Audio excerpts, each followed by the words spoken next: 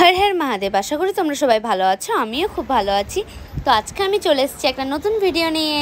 আজকে আমরা সবাই মিলে যাচ্ছিলাম বোলপুর। আমরা বোলপুর কি করতে আর বোলপুর কোথায় যাচ্ছি সেটা জানার জন্য তোমাদেরকে পুরো ভিডিওটা দেখতে হবে শেষ পর্যন্ত। তো আমরা গাড়ি করে চেপে চলে যাই রামপুরহাট স্টেশন।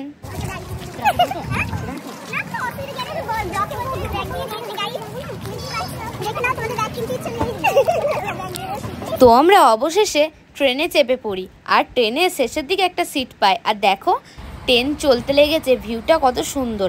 আর এই দিকে দিশা ঘুমিয়েও পড়েছে। তারপরে আমরা নেমে যাই প্রান্তিক স্টেশনে, কারণ প্রান্তিক স্টেশন থেকে আমরা টোটো ধরে যাব বোলপুর। আর বোলপুর কোথায় সেটা তো তোমরা ভিডিও শেষের দিকে দেখতে পাবে। চলো। আর আমরা এখানে চলে আসলাম একটি টোটোর সন্ধানে। আর তারপরে দেখো বজরংবলীর দর্শন পেয়ে গেলাম। আর অবশেষে দেখো আমরা চলে এসেছি বোলপুর খোয়াহাট। আমি অনেক ভিডিও তো দেখেছি যে বড় বড় সেলিব্রিটি ইউটিউবাররা আসে বোলপুর খোয়াহাটে আর জিনিসপত্র কিনে নিয়ে যায় আর ভিডিও করে নিয়ে যায়। তো আজকে আমার একটা স্বপ্ন পূরণ হলো এই বোলপুর খোয়াহাটে আসার। তো চলো তোমাদেরকে ভিতরের ভিউটা দেখানো যাক। এখানে না জিনিসপত্র খুবই কম দাম, আর ওই কম দামের মধ্যে জিনিসপত্রগুলো খুবই ভালো। আর জানো তো আমরা এদিকে রবীন্দ্রনাথের ছবি দেখছিলাম, তো তখনই দেখি এখানে হঠাৎ ঝড় শুরু হয়ে গেছে। তো তোমরা দেখো কি পরিমাণে ঝড় হচ্ছে, পুরো গাছ তারপরে ছাতা এগুলো সব ভেঙে যাচ্ছে। আর আমরা এদিকে ভিডিও করছিলাম। দেখো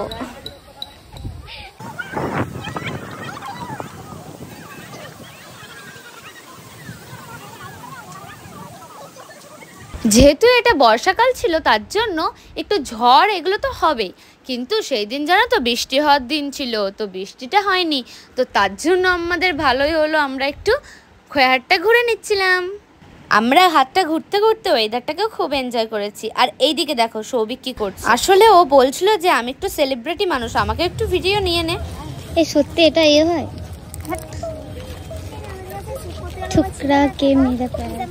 আর জানো তো এরা খুব সুন্দর বাউল করছিল, তাই আমরা একটু বসে এদের বাউলগুলো শুনছিলাম। তোমরা যদি কখনো বোলপুর খোয়াহাট যাও তো বাউল গান শুনবে, দেখবে খুবই ভালো লাগবে। আমাদেরও খুবই ভালো লেগেছিল। আর আমরা গান শোনার পর চলে যাই অন্য সাইডে খোয়াহাটের জিনিসপত্র দেখতে। আর জিনিসপত্র দেখতে দেখতে আমাদের চোখে একটা শাড়ি পড়ে, খুবই সুন্দর, যেটি দাম জিজ্ঞেস করাতে ওরা বলে 2000, কিন্তু ওই শাড়িটি বাজারে 5-6 হাজারে বিক্রি করে। তো তার জন্য আমাদের রিয়াকশনটা একটু এমন হয়েছিল। তো দিশা আর আমি অন্য সাইডে ঘুরতে যাই আর ওরা বাজার করছিল। তো দেখো দিশা কি বলছে। গাইস আমরা লোকের বাড়িতে হিস্সা নিতে যাচ্ছি। লোকের পার্টিতে হিস্সা দিতে।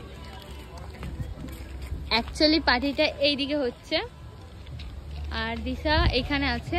তো কি আর বলবো, দুঃখের কথা, অন্য জনের পার্টি তো বলেই দিলাম, তার জন্য আর গেলাম না। যদি ভাগিয়ে দেয় তারপর আমরা আবার চলে আসলাম। আর কেরিদা এক্ষুনি আমাদের সাথে যোগ দিল। আর তারপর আমরা একটু পেয়ারা মাখা খেলাম আর এদের সাথে একটু নাচছিলাম। আসলে কি বলতো, আমরা যেখানেই যাই সেখানে আমাদের নাচ গান এইসব থাকবেই। আর তারপর আমরা কিছু ছবি তুলতে লাগি। আর দেখো দিভাইয়ের সাথে সবাই ছবি তুলছে। আর আমি আর সৌভিক বলছিলাম যে দিভাই সেলিব্রিটি হয়ে গেছে। আমি তো এদেরকে জিজ্ঞেস করছিলাম যে বোলপুর এসে তোদের কেমন লাগছে, তো তোমরাও শুনে নাও। সৌভিক বোলপুর এসে কেমন লাগছে?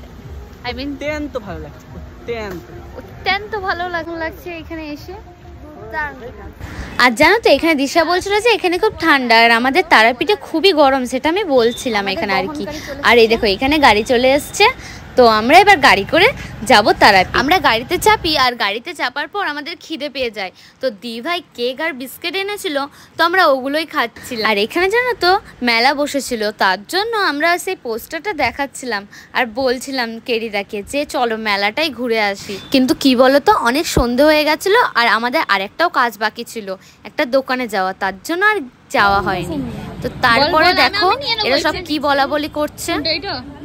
এইটা আমি নিয়ে নেবো, আমার কোনো প্রবলেম নাই।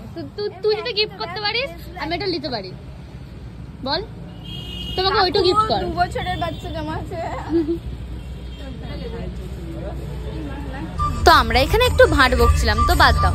তো তারপরে আমরা আবার গাড়ি নিয়ে চলে যাই একটি মোমোর দোকান, যেখানের মোমোটা খেতে ছিল দুর্দান্ত। সত্যি আমরা ভাবছিলাম যে আবার যদি আসি তো কখনো খেয়ে যাবো এখান থেকে। তারপর আমরা চলে আসি তারাপীঠ। আর তারাপীঠ এসেই আমরা এখানেই ভিডিওটাকে এন্ড করলাম। ভিডিওটি ভালো লাগলে লাইক, কমেন্ট অ্যান্ড শেয়ার করে দিও। ইউটিউব থেকে দেখলে সাবস্ক্রাইব করে দিও, আর ফেসবুক থেকে দেখলে ফলো করে দিও। টাটা।